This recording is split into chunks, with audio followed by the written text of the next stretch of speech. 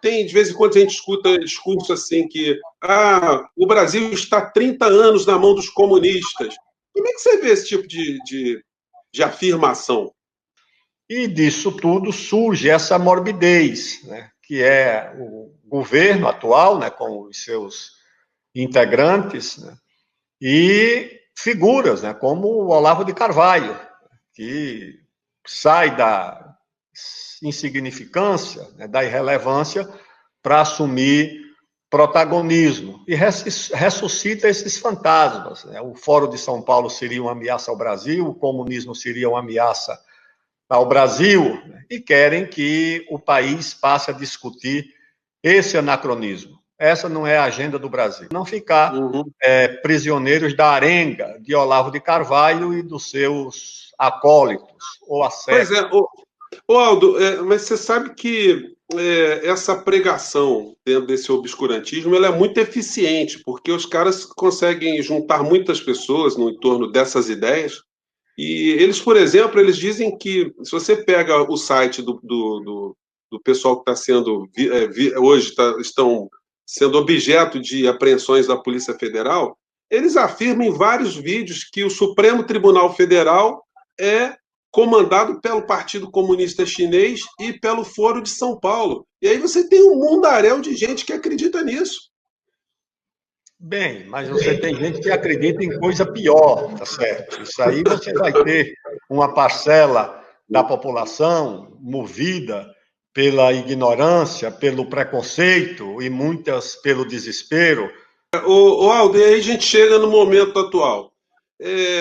Diante dessa entrega que o Brasil está sofrendo, muitos de nós acreditou que os militares que foram para o governo Bolsonaro funcionariam como uma espécie de muro de contenção, que a entrega da infraestrutura, nossa soberania energética, a Petrobras, enfim, isso tudo receberia algum nível de contenção por parte dos militares. Mas do jeito que as coisas estão andando, se o Brasil for todo privatizado, daqui a pouco a gente não precisa mais forças armadas, porque vai ter marinha para quê? Para proteger plataforma da Shell, plataforma da ESSO. É isso que esses caras estão fazendo. O que aconteceu com os militares dentro do governo Bolsonaro? Eles têm capacidade para entender o que está acontecendo ou você acha que tem gente de má fé no meio dessa história? Em primeiro lugar, Forças Armadas, instituições armadas, são instituições de Estado. Só fazem sentido como instituições de Estado. Como conceito liberal, Forças Armadas nem deveriam existir, porque é uma rubrica cara na despesa pública. Agora, Forças Armadas como instituição de Estado só fazem sentido se existir Estado, tá certo? Se não existir Estado, não faz sentido Forças Armadas, porque elas são instituições de Estado e do Estado nacional. Eu acho que alguns desses militares da reserva que foram para o governo, eles alimentaram a ideia de que podiam conter, de certa forma, o presidente, o Bolsonaro. Eu acho que era uma ilusão. O Bolsonaro, ele só ouve a família, ele só ouve os filhos, ele só ouve o Olavo de Carvalho. Tanto é que a família e o Olavo, seguidamente, humilharam vários desses militares, vários desses generais. O próprio Heleno foi humilhado, o filho do Bolsonaro acusou o Heleno de ser responsável por aquela droga estar no avião, lá na Espanha, né, que ele não teve o cuidado, não protegeu a delegação do pai. Depois disse que outro general, o Olavo, xingou pesadamente, com palavras que nós não podemos nem pronunciar aqui publicamente, um outro militar também. O outro disse que o próprio Bolsonaro chamou um militar de melancia, o outro que não dirigia nem guerra de travesseiro. Ou seja, um achincalhe completo. Para se ter uma ideia, a famosa reunião do dia 22 de abril, aquela dos palavrões, ninguém se apercebeu, poucos se aperceberam, que aquela reunião foi convocada para discutir o plano do general Braga Neto, o pró-Brasil, aquele que foi chamado de Plano Marshall, era para discutir aquele plano. E na reunião, o Braga Neto nem abriu a boca. A palavra plano não foi nem pronunciada. Foi aquele episódio lamentável de palavrões E, no fim, prevaleceu o quê? Sabe o que é que aconteceu no outro dia, quando o Supremo divulgou a reunião do dia 22 de abril?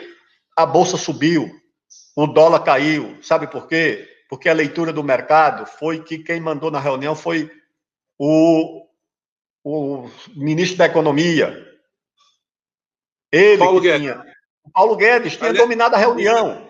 Aldo, eu queria te fazer um reparo. Eu queria fazer um reparo, porque é o seguinte, quando a gente assiste a reunião do dia 22, aconteceu o seguinte, o Braga Neto, ele fez lá no PowerPoint, ele fez a apresentação do tal plano. Só que na sequência, o Paulo Guedes o humilhou. Se você observar direito, ele humilhou o Braga Neto, quase chamou o Braga Neto de ignorante, de topeira, e desconstruiu a ideia do programa, de não ser o programa Marshall, e a coisa foi tão patética, eu assisti 2 vezes a reunião para poder certificar, né?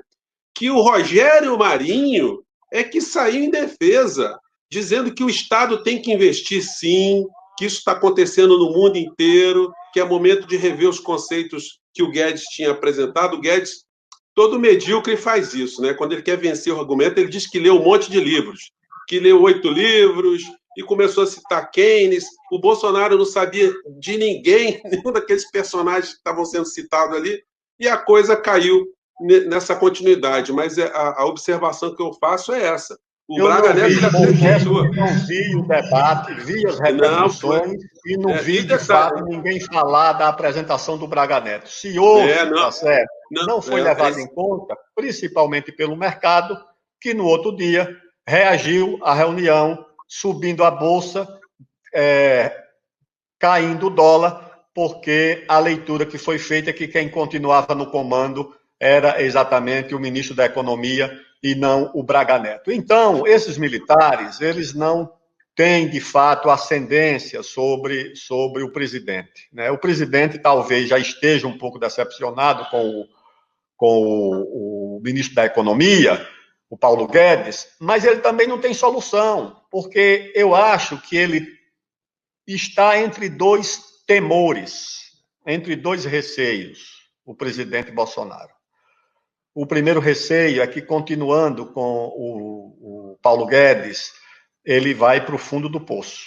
Ele não tem futuro, né, porque a economia está desandando, a situação social é grave, tende a piorar, todos os estados estão com queda de arrecadação, mesmo os ricos como São Paulo, as prefeituras não têm dinheiro para chegar ao fim do ano, o desemprego vai se alastrar, e o Bolsonaro olha e diz, olha, isso aqui com esse Guedes não tem caminho, mas ao mesmo tempo ele tem um outro receio. E se eu tirar o Guedes, esse povo todo do mercado que me apoiou e apostou em mim por causa do Guedes, pode também achar que o meu ciclo se encerrou. Então, infelizmente, a ignorância, ela produz ainda efeitos deletérios em uma parcela da população, e hoje nós vivemos para testemunhar que isso é verdadeiro. Alguém acreditar, né, que o Supremo, que o Congresso, que as instituições são movidas por interesses chineses, sinceramente, eu acho que, por um lado, também isso limita a credibilidade desse pessoal.